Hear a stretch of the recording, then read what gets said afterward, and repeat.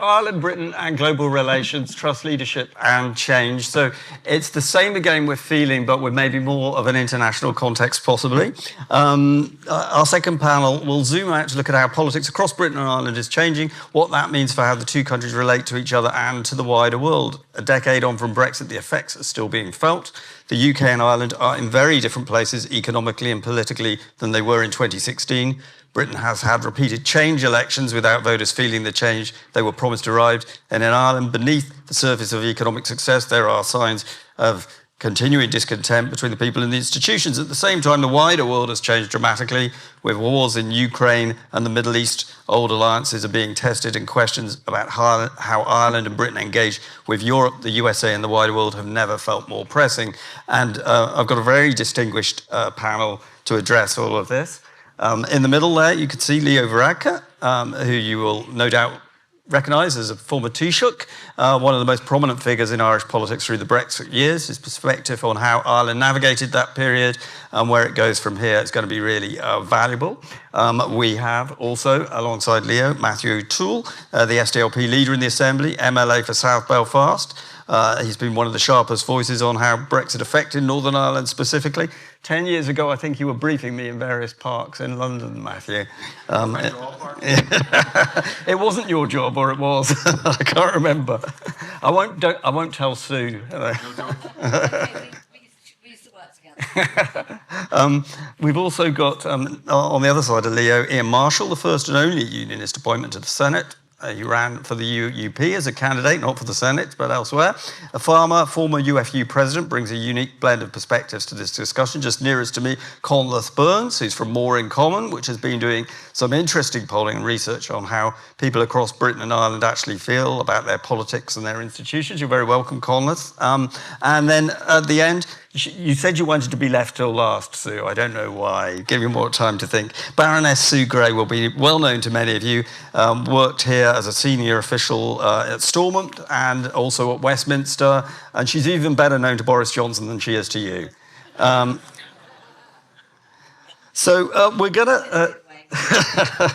We're going to give you each 2 minutes to start off. And basically, it's similar to how we started the last panel. Looking ahead to the next decade, what do you believe will be the single biggest political challenge facing Ireland and Britain, and are our political institutions equipped to respond to it? Leo, can you kick us off, maybe?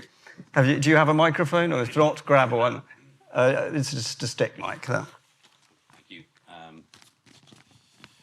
Well, look, first of all, thanks very much to Claire Hanna and the SDLP for the invitation to be here and for keeping this discussion alive and interesting and very respectful. The topic, as you know, is Ireland, Britain and global relations, where these wider issues fit into a global context.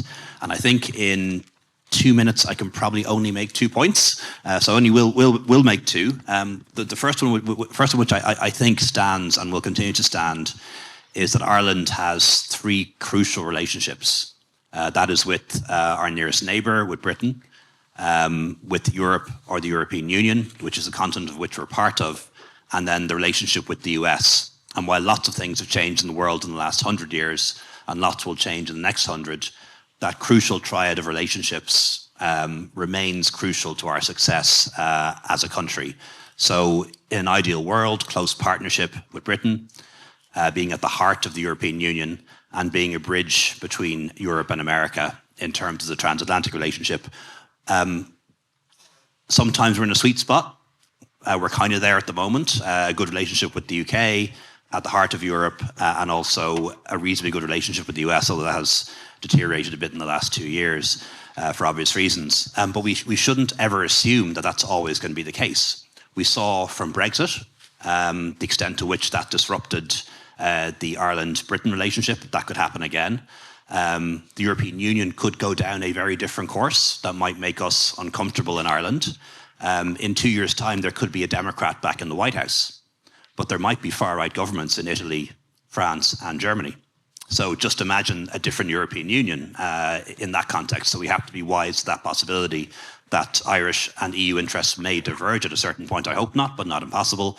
And then, of course, that relationship with the US, which I think will change over time. as the US becomes less Irish and pivots more to the Pacific. So we need to think about those things: vigilance, no complacency. I agree with Jim, the Irish state was a great success, but if you've read the book, Why Nations Fail, one of the main reasons why they fail is because they think they're a great success and then they stop innovating and stop changing and stop developing. So that's really important too. And then finally, in that global context, the rise of India and China. When I was first elected to the Dáil in 2007, first elected to the council in 2003, China was a poor country. It's now part of the G2. It's the rising power in the world. When President Trump threatened a trade war with the EU, we cut a deal. We'd no other option. When President Trump threatened a trade war with China, China said, we're cutting off the rare earths, and he backed down. So this has changed, and China is going to be, is already the second major economic and political power in the world. It could be the biggest in the next 25, 50 years. And then the rise of India. Unthinkable 20 years ago that India would be in the top 5 economies in the world. Now it is. It's still poor, but it's also getting rich too. Second point, and this is going to be quicker, I promise. No. In geopolitics, things can change very quickly. There's a quote attributed to Vladimir Ilyich Lenin, and that is, there are decades in which nothing happens, and there are weeks in which decades happen. So just to give you 3 very brief examples: 328 days, 730 days, and 5 years. So 320 days is the number of days between the Berlin Wall falling and German unification, the merger of a communist economy where the government owned the supermarkets and the hotels with the market economy. So we talk about the differences between North and South. Sectarian differences don't exist in Germany, but the economic differences are much wider than was the case back then. And that was done. It was done. People didn't plan for it, didn't think it was going to happen. And actually those who are most skeptical about it in West Germany took control of the project when they knew it was going to happen, because they were afraid that this new vision for a united Germany might not be the one that they wanted. So something that's worth bearing in mind. 730 days, that's exactly the 2 years from the end of the Second World War to Indian independence. So VJ Day, Britain emerges victorious from the Second World War, its finest hour, but also broke. Cities in ruins, only enough electricity to be on 5 hours a day, and unable to afford its empire, and scuttled out as quickly as they possibly could from places like Palestine and places like India. And again, only 2 years between those two moments. And then 5 years, our own country, 5 years between the 1916 Rising and the partition of Ireland and the creation of the Irish Free State. And bear in mind, a few weeks before the Easter Rising, most people just wanted home rule, and Unionists didn't want their own state. They wanted Ireland to remain an integral part of the UK. So the lesson, I think, is that things can change very quickly in history, and it's good to be prepared. And I think that I'll follow up the rest of my remarks later. Thank you. Thanks very much, Leo. Maybe you could pass the microphone to Matthew. I'll ask him to go next, and just give us your vision of how the future might work out. I will. I'll start in the past first, a little bit, not quite as far past or as historical as Leo went, because that was a really useful overview. And I think what it prompted me to think about is the context of the institutions that we have now in the North and the set of relationships and rules that were created in 1998, which is what we're kind of feeling through, trying to make them work in the present, but also thinking about the future. How do you make them work? Can you make them work in the context of the UK continuing? Can you make them work, we'd like to, in the context of a new Ireland? And I think sometimes we don't think about the Irish question, specifically Northern Ireland and our conflict and how we came out of it in a global context, but it's completely linked to the global context. The Good Friday Agreement happened in 1998, which has been called, I don't know which international relations scholar used the phrase, but it's called the holiday from history.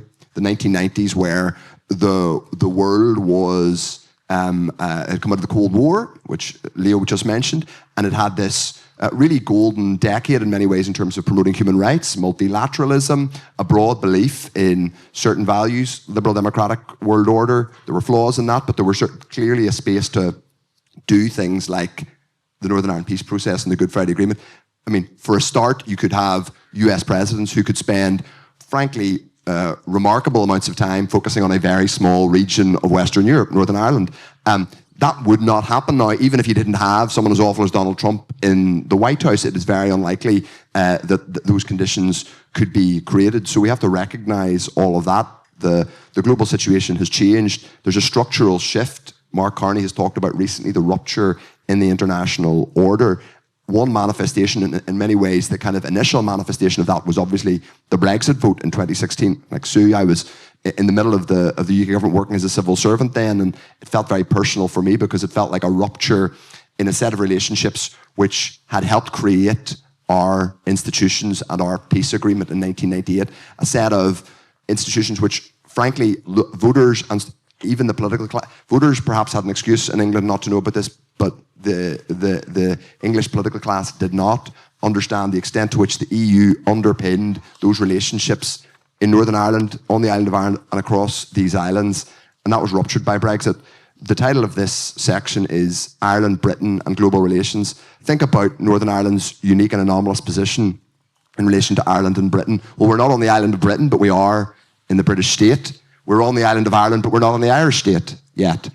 He says mischievously, that means that we are in a complicated position. We need to think about the best future for this region and for this island. It throws up huge difficulties, the rupture I talked about, but it also throws up opportunities. I do genuinely think, and the SDLP thinks, as Claire said earlier on, and let me say again, we're so delighted that Claire and the party have been able to convene this extraordinary gathering of people and exchange of ideas in such an open and respectful way. But we need to acknowledge the rupture that has happened and is happening in international relationships and relationships on these islands and plot the best way forward. We do genuinely think that a new Ireland back inside the European Union is going to be the best future for Northern Ireland. And there are specific contexts here, specific rights and obligations we have. We are the only part of, frankly, we're the only part of Europe where we have automaticity in terms of returning to the European Union. If we vote, there's no accession process. We are back in the European Union. We're the only region we have I'm to aware. thank Charlie Hockey for that, don't we? Well, also Mark Durkan as well, and some others, and indeed a certain man to my left, Mr. Enda Kenny, who pressed for that during the Brexit process. But the context is that the context that was created in 1988 has changed, and we need to not be naive about that, but also not be hopeless and pessimistic about it. The next question is, what relationships in that new Ireland, I hope back inside the European Union, can we build? And we are going to have a mature, thoughtful discussion about relations on these islands, even in the context of a new Ireland back inside the European Union. I don't want to let the English go off and do what they like in a kind of narrowly nationalist way. I want a new Ireland to have a very hopeful and fruitful set of relationships across these islands. I'll finish my remarks there, but one of the most interesting things that came up in the previous discussions were whenever Mark Drakeford said that in the context of constitutional change, whether it's Irish unity, Scottish independence, Welsh independence, you would need effectively a souped-up version of Strand 3 of the Good Friday Agreement to make those relationships work. So in many ways, though 1998 was created and the Good Friday Agreement was created at a unique moment, it has given us some of the tools to move forward in the future. And those are the tools, obviously, we in the SDLP are very keen to make use of. I'll leave it there and I'll pick up more in the discussion. Okay.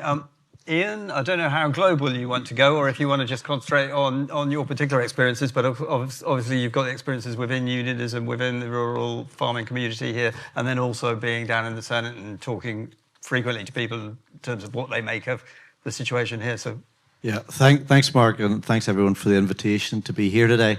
It's interesting because 2 minutes is an interesting time. It's not enough time to boil an egg, but by golly, it's plenty of time to dig yourself a political hole from which you never will emerge. So, everybody is aware of the sensitivity because sometimes the very titling insinuates certain outcomes, so that presents challenges for us. But bearing in mind, everyone I see in the audience is flicking on and off their phone, and my good friend Mark Hennessy is here this morning. So rather than become tomorrow morning's headline or the next stream on social media, I want to I did think about this, and this is pretty important. So if you just indulge me for 2 minutes, technically it's 1 minute 59 seconds, but that's preparation. So the question we were asked was what was the single biggest political challenge facing Ireland and Britain in the next decade? So when I start to consider this, the biggest single challenge for Ireland and Britain in the next decade is not one that will announce itself with a crisis, a conflict, or indeed a crash. It's already here. It's the collapse of public trust in the body politic, and more importantly, the inability of our political systems to plan, invest, and deliver beyond the next election cycle. We face intergenerational challenges requiring decade-long planning horizons and sustained investment. Yet our institutions, Westminster, Stormont, and the Oireachtas in Leinster House, are designed around 4 and 5 year electoral cycles that reward short-term headline grabbing and populism over long-term strategic delivery. And on this island, we have an additional and a unique complexity, the constitutional question. Brexit has created real and practical tensions, and political institutions on all sides have struggled to manage these coherently. It's pushed people into silos. Your leave or remain. It's London or Brussels. It's union or unity. It's east-west or north-south. When actually we need both. We need all the options. What's needed is not just new politics, but it's a new political culture and a new language. One that values long-term thinking, cross-party collaboration, cooperation, respect, and courage to tell citizens the difficult truth. The union is not over. Border poll is not imminent. Unity is not inevitable, and we need to say so. But equally so, neither is the future of the union cast iron. Border poll will come at some stage, but that's not where we are now, and pretending otherwise serves no one well. The language and positioning currently adopted reinforces insecurity, instability, and entrenched positioning, rather than building trust and inclusivity between Britain and Ireland. We need to create space. We need to create space to ensure honest conversations about change within and outside the union. The harsh reality is that unionism can't be at the table if they believe it's their future that's on the table. And that's manifested here this morning. The next decade will not be defined by a single biggest political challenge we all face, but by whether we have the maturity, the courage, and the honesty, and the collective will to take a look in the mirror, reflect on our own positions, and meet those challenges together. Okay, thanks, Ian. 1 minute 59, you took note. Baroness Sue. Now, I was told to keep you till last, but he's got lots of polling that he's got to get through as well. So, you know, you might get lost in the statistics there. You've obviously got the perspective that you've had from Westminster and here at Stormont, and you may know a thing or two about what's been happening in the recent past. So first of all, I want to thank the SDLP for the invite. Big message to myself. Are you getting that? Sorry, hang on. Okay. Yes, we're getting you now. So thanks for the invite for the conference, and big lesson for myself is not to sit next to Claire on a flight over here a couple of weeks ago. So a really interesting conversation, and I think, you know, I worked here between 2018 and 2021 in the devolved government in the Department of Finance, actually for the first 18 months without an executive, and then the last 18 months with an executive, and my former boss actually has left the room for this section. I can't see him here, Conor Murphy. But I learnt an awful lot about devolved government and what is good government, or, you know, what can be good government. And I went back to the UK. My secondment had come to an end, and I went back to the UK, and my job in the UK government was to keep the UK together. And I worked very closely with Mark, a great person to work with. In the run-up to the election in 2024, I think, you know, I certainly recognise, you know, my parents were both Irish, but I recognise the importance of British-Irish relations. I think that relationship had really deteriorated under the Tories. And, you know, I want to pay credit as well to Martin Fraser, the outgoing Irish ambassador in London. Martin and I sat down a few months before the election, and we talked through what we would recommend to the Prime Minister and him to the Taoiseach about how we could strengthen that relationship. And actually the work, you know, we made sure that a phone call was made on day one between Keir Starmer and Simon Harris. We made sure that, a few days later, Simon was at Chequers for a very monumental meeting. And then actually it was our idea around the summit, the joint summit that we would hold twice a year between the two governments. So I think those things are just really important. And I think, coming to Leo's point, the British-Irish relationship is always going to be a critical one. And whether that is discussions in Europe as part of whatever the new relationship is going to be, whether it is with the US, I do think we can actually join together more and use that force in a stronger way. However, while that discussion is going on, I think what is really important is that the devolved governments and the UK government and the Irish government, that we all work really well together. And I think there is a feeling, and I felt this when I was in the Department of Finance, my colleagues, they were my colleagues in the UK government. They were people that I would have sat down with before I'd come here, and I would go back and sit down with. And, I wasn't involved in discussions. I would get a phone call on a morning of a new policy with some funding. How that could have been so different if the devolved governments had sat round that table and had contributed to that discussion. And I do think that is something that we need to do more of. And I think that, while these discussions are going on, we have to show people, the electorates in all parts of the UK and Ireland, just how we can deliver for them. And I think that will help restore trust in politics. It will give a much better debate and a much better discussion about the future. But we have got so much more to do.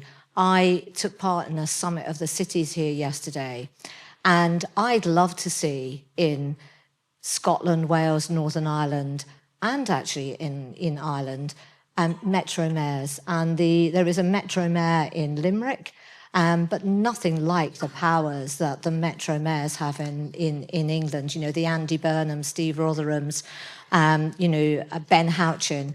And I think there's much more to do.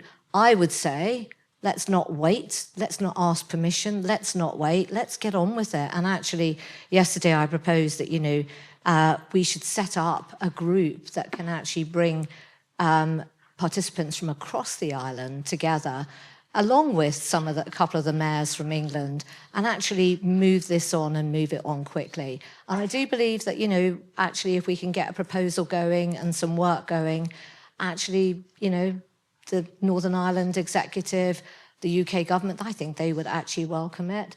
And, coming back, I suppose, to Matthew's point as well, I do fear forestallment, and I do think that people here deserve action and decisions, and that is a joint responsibility across many people. So I think it's a great discussion, looking forward to it.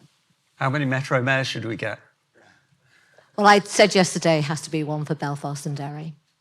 One each.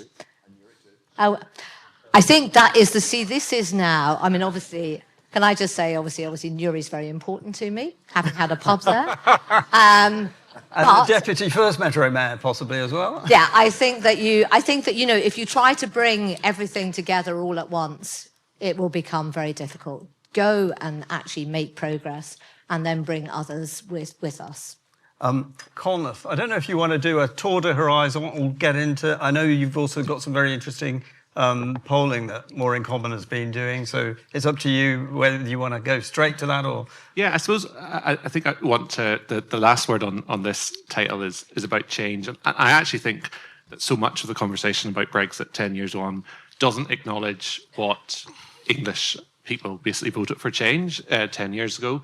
And I had the privilege of spending 5 years touring around the North and Midlands of England, either on Zoom or on delayed trains. And I had the chance to speak to lots of these voters who basically said 10 years ago that the establishment wasn't working for them, that Westminster felt a million miles away, Brussels felt even further still. And their demands, we can argue about whether Brexit was the right way of kind of meeting those demands, but their demands were reasonable. It was that we want a place in the national story, many of those places that Andy Burnham has represented, and across Ben Houchin and all of those places where we spoke to people there for a good part of the last 5 years.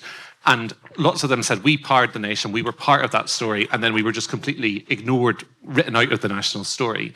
We want controls to immigration and we want more spending for the NHS. I mean, it was a fairly basic demand for change. And I think part of the turmoil that we've seen over the last 10 years, the 7th Prime Minister, almost to the day since the last one left office 10 years ago, we will... that turmoil is in part by an inability of the political system to meet those demands for change, and that is driving a really deep disillusionment. People who put their trust in voting Leave, who then put their trust in Boris Johnson to get Brexit done, who then voted for Keir Starmer, are now voting for Nigel Farage or other parties across the political spectrum. So I actually think there's lots to learn about that demand for change and how it was badly done, less in terms of the kind of divorce settlement, because I actually think we spent a huge amount of time thinking about the divorce proceedings around Brexit and not enough of the fact of separation in the first instance, and how you can convince a majority of voters actually in England to take a risk constitutionally, which is what the nationalist perspective in this context will be asking people to do. The other thing on going kind of forward here is I think disillusionment in politics is not unique to Britain, and we ask a question in lots of our polling, and we've done it in Britain, Ireland and in Northern Ireland now as well, where we say, are political institutions worth preserving and improving, or actually should we just abandon them altogether, should we burn them all down? And this kind of rise of burn it all down thinking is a really good way of explaining why Reform and the Green Party are doing really well in England at the minute. They're tapping into that idea that the system isn't working. The 2 in 5 British people think that we should just burn it all down, that the system's not worth preserving. That's exactly the same proportion of people in the Republic of Ireland who think the system's not worth preserving. And in Northern Ireland, it's almost half of people who think the system isn't worth preserving. When you ask people to describe the country in a word, Britain is broken, Ireland is expensive, and Northern Ireland is divided. There's no room for complacency whenever we're talking about change here. Whenever that is the argument that the public is telling us, that these things aren't working. And I think that sometimes we can get drawn into the minutiae and the processology of how constitutional change might happen, where ultimately it's about substantive change that makes a difference in people's lives. And then just the final thing to say here, the global context is making a real difference to this. We poll people around whether they think Britain or Northern Ireland should rejoin the European Union. And now almost half of the British public and more than half of the Northern Irish public think that Britain should rejoin the European Union. But the context through which they're saying that is not one. I mean, Remainers think they were right and they want to vote to be right again. But Leavers are telling us that the world has changed, America is not reliable, there are major defence and security concerns, and therefore we have to be closer to Europe. So the context is not a rerun of the referendum that will happen before, but a more fundamental question about who our allies are. Only 38% of British people think that America is an ally. Only 46% of Irish people think that America is an ally. That's a fundamental change in the global relations context in which this exists. And so I think that global relations piece can't be missing from any kind of discussion about the future of this place. Just before we leave that polling, because it's just out basically, your polling that you've done 10 years since Brexit. Here in Northern Ireland, you've got a solid majority who would like a fresh Brexit referendum in the next 5 years. Yeah, so we're not talking border poll here, no, we're talking a fresh Brexit referendum. Fresh Brexit referendum. They think that Brexit has been bad for the economy. 3 in 5 people in Britain think that Brexit has been a failure. 3 in 5 people in Northern Ireland think that Brexit has been a failure. But one of the interesting things, and I think there is, I mean, I would be surprised if there are many Brexiteers in this audience, maybe there are, but I imagine it's a fairly Remain audience. Remainers think that Brexit was doomed for the start, but the majority, or a plurality of people in Northern Ireland, people are more likely to think that politicians messed it up than it was doomed for the start. And I think one of the challenges here is that you can get into the sense that's kind of lecturing the public to say you were wrong and Brexit was always doomed to fail and we were right, instead of actually trying to work out why did politicians mess this up, because obviously Northern Ireland didn't vote for Brexit, but the British public voted for Brexit and their politicians failed them. That's what a plurality both in Northern Ireland and in Britain think. Thanks very much for that sort of first round. Leo, I mean, you were talking there about being prepared for things happening much more quickly than maybe any of us think. And I suppose reflecting on something that Mark Drakeford said in the first panel, do you think that there's a possibility that independence might be done to the nations rather than them choosing to do it off the back of English nationalism? I suppose what you're getting at there is the possibility of a reform government and an English nationalist government. I think there are accelerators for change. So definitely Brexit, certainly at a certain point, was an accelerator towards Irish unity, because people here in Northern Ireland who wouldn't have considered it before would consider it in a different way, because it means rejoining the European Union. So for some centre ground people, it was potentially an accelerator. Estonia became independent because socialism failed. You know, the communist model, the anti-capitalist model failed in the Soviet Union, and that led to Estonian independence. You know, so it's weird the way one thing can lead to another thing that appears totally unconnected. And I think there is a possibility that an accelerator could be a UK government led by Reform, led by Nigel Farage, that doubles down on Brexit, that takes this view that Brexit failed because it wasn't done properly, and looks for a harder separation from the EU, and reopens these questions around the ECHR, where the checks are done and so on. That's a possibility. And it's a possibility that might be closer than we think. I think in the end, the UK won't vote for reform. A lot can happen between now and the next election. But one thing now I think is probable is the next Westminster election is now more likely to be soon. I was elected Taoiseach in 2017, took over a mandate from Enda Kenny, planned to go to the country within a year to get my own mandate. And what delayed me, of course, was Brexit. Wanted to get that deal done first, took longer than I thought. I think it's quite likely that Andy Burnham, particularly if he gets a honeymoon, knowing it won't last very long, because they don't, may wish to seek his own mandate. And actually a smaller majority is better, because a big majority is very dangerous. You have a whole load of MPs who know they're not going to ever get re-elected. Actually coming back with a smaller majority of 50 with his own programme, I think may appeal to him. I'm not predicting this, but I think we have to consider the possibility that a UK Westminster election, which we were certain was going to be in 29, now could happen in 2027. And there's a possibility, although not a probability, that could result in a reform-led government or a reform Conservative coalition. And we have to think about the consequences of that. And so in the context of this, do you think that the Irish government is doing enough to prepare right now in case there might be some sudden change in a year or so's time? I'm not a member of the Irish government anymore, so I can't speak for the government. So I don't know what's being done behind the scenes. You know, we had a cabinet subcommittee on Brexit a year before the referendum, and it was Martin Fraser and Enda Kenny who decided to do that, and it turned out to be a very wise decision. So I don't know what's happening behind the scenes. Were you surprised by the Simon Harris move? Which was it, for those who might not have heard it? No, because I knew it was coming, but I was very happy about it, and I'm very glad to see that Fine Gael will be active in the space and part of this debate. So it was welcome. Sue Gray, obviously we've got Andy Burnham very likely to come in now.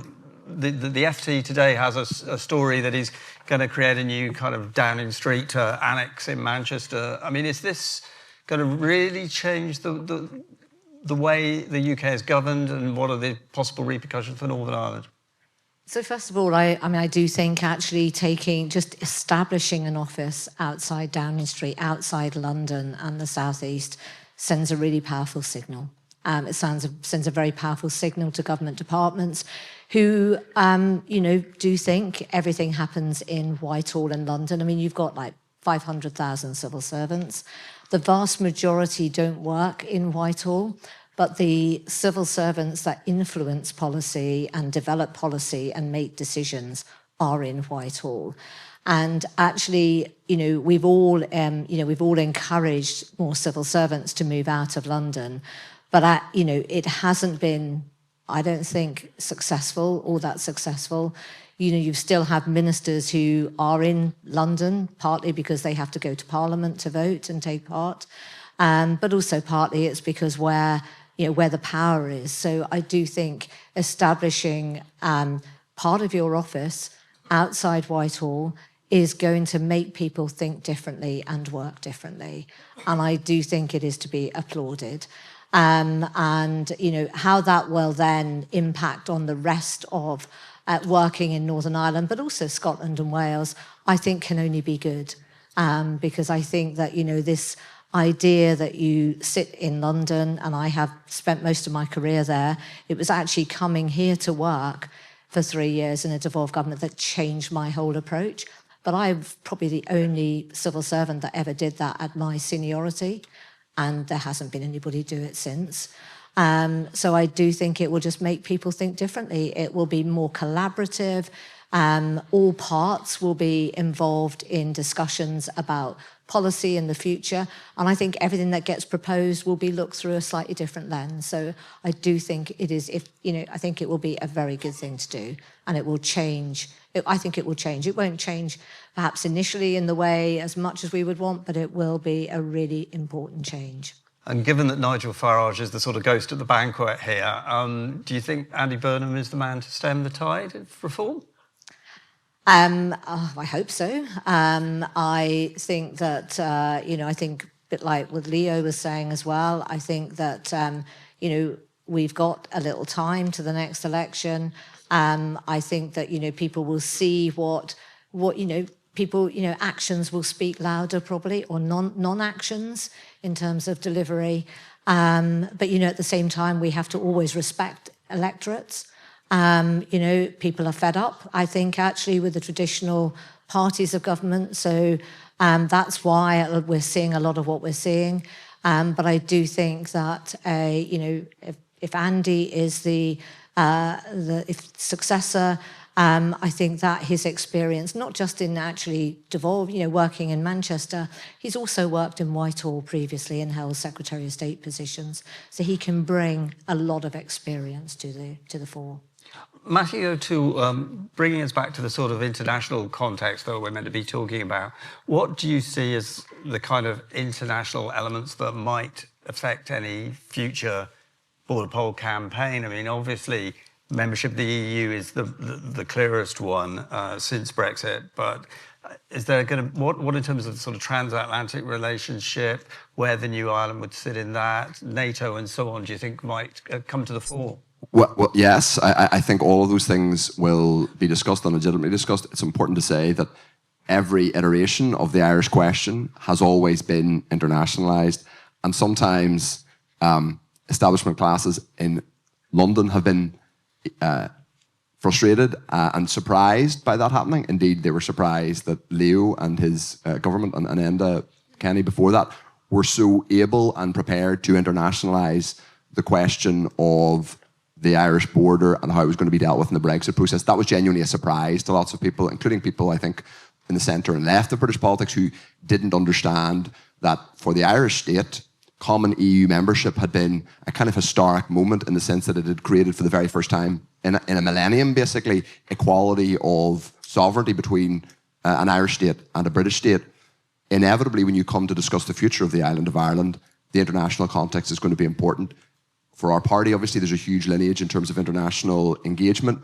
Hume spent a lot of his time doing shuttle diplomacy on Capitol Hill, in Brussels, in Strasbourg. That was really to do two things. Number one, to establish relationships. Some of that, bluntly, diplomatically, was about creating a kind of counterweight to a particular narrative of Northern Ireland and building relationships on Capitol Hill with and complementary to the Irish government, and having that muscle memory. I mean, I went to an event in Dublin a couple of years ago, and there was one of the Portuguese socialists whose dad had been an MEP with John Hume, just found out who I was and came up and started telling me about how he had a side of salmon every year from John Hume. And I was slightly baffled at this man, this Portuguese man, coming up and talking to me about salmon. But it was because John Hume had built this relationship for years that involved Hume going to Strasbourg with a suitcase full of salmon and giving it to people.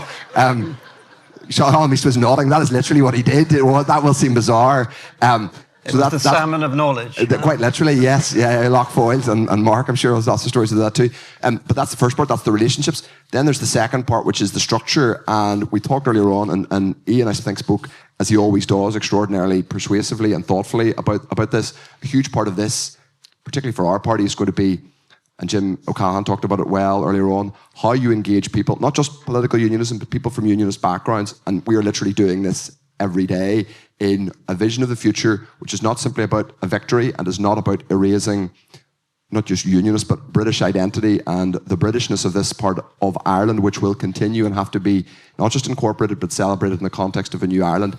If you're able to internationalise your vision of that, as, by the way, the international context of common EU membership made, in a sense, membership of the UK easier for lots of people with Irish passports in the north, if you're internationalising your vision of what a new Ireland is, you are also helping, I hope, to reassure people from unionist backgrounds that this isn't going to be simply a project of ethno-national incorporation. It's going to be an international new Ireland in which they can thrive, prosper, and of course part of that will be hopefully fruitful relations with whatever formulation exists with the UK and on the island of Britain. So those are two, I think, particular international contexts. One, relationship building and diplomatic leverage, and two, reassuring people, particularly from unionist and British backgrounds, that they're going to be living in a bigger and an international context, in a sense.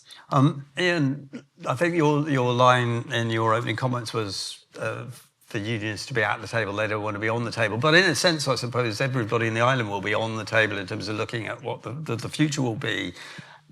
Sometimes you get kind of glimpses of differences within even mainstream unionist leaders. You know, I'm thinking of when Peter Robinson talked about maybe discussing an insurance policy. You didn't want the fire, but you still had the insurance policy, whereas Sammy Wilson was much more nothing whatsoever to do with this. Where do you think unionism is at? And is there anybody who thinks that they maybe don't want to join, forums such as this at the behest of nationalists, but that they may have to start thinking about the future, what arguments they might put up in a future campaign? Yeah, and look, I think a lot of this stems from insecurity. And I remember speaking at an event in Queen's a few years ago. Hugo McNeill and myself shared a platform. And Hugo made a really interesting point, because he said that at partition, an independent Ireland was built on independence, expansion, growth, internationalisation, globalism. And Northern Ireland seemed to fall into this holding on to what we have. It was nearly a siege mentality and insecurity. And I said to someone I was talking to yesterday, it's quite interesting, because when you look at the history, the reason we have our government in Stormont in Northern Ireland and Belfast was because unionists didn't trust London. Hey-ho, what's happening? So some things have never changed. But I think the interesting thing, and I think sometimes where there has been a failure, it is a presentation of a one-sided debate or a one-sided conversation. So there's the preparing for change is an interesting title here. When I was in Leinster House in the Shannon, some of the DFA officials approached me about speaking at an event called Constitutional Change on the Island of Ireland. And I said, well, look, guys, first thing, you don't understand that presents challenges for me, because I'm more than happy to talk about the constitutional future of the island of Ireland. But constitutional change implies that it's not going to be the way it is. And it's interesting because Tom Collins wrote a piece yesterday, and he said in that the status quo is not a viable option. Well, actually, that's technically wrong, because the status quo is viable, as is change. So I think where we've kind of missed a trick on some of this, it's the creation of this space to have a conversation. Now, anybody from my background who dips their toe in this water, there are a certain section of society will say, you're a Lundy, or you have conceded an argument. I'm here because I'm secure in my belief that I believe in the union, but I believe there's a conversation to be had. And where I think sometimes people have gone wrong with selling the proposition of Irish unity, if I go to a salesman on the Boucher Road today and I'm looking at a car and he's trying to sell me a new car, he doesn't tell me that the car I have is rubbish. He doesn't tell me that the car I have is unfixable. He tells me that he's going to sell me something better. That's what unionism needs to hear. Unionism needs to hear that there is a better option. And it's not aspirational or based on ideology. It needs to be based on facts. It's easier for political unionism to sell the status quo because it's tangible and they know what we have. It's very much harder for those supporters of Irish unity to sell that because it's still aspirational. But I think we have to create the space. And in my simple mind, that space can be created by by having a two-stranded argument or conversation. I go back to Henry Kissinger. Kissinger's Century was a good documentary on Radio 4. And Kissinger, when he was Secretary of State for the US, the Americans were in talks with the Chinese, and they were trying to talk about certain things. The Chinese wanted to talk about Taiwan, and the Americans said, we ain't talking about that. It's off the table. It's not up for debate. But as a compromise, they said, well, if you want to talk about Taiwan, we want to talk about your human rights breaches, and we want to talk about human rights within China. So that was the compromise, that both decided to talk about uncomfortable things. And I think if we want to progress this debate, those people in unionism will need to talk about unity, and those people in republicanism and nationalism will actually need to talk about a future within the union, because that's missing at the moment. Leo, is it a two-way street, and under what sort of format could that conversation be arranged?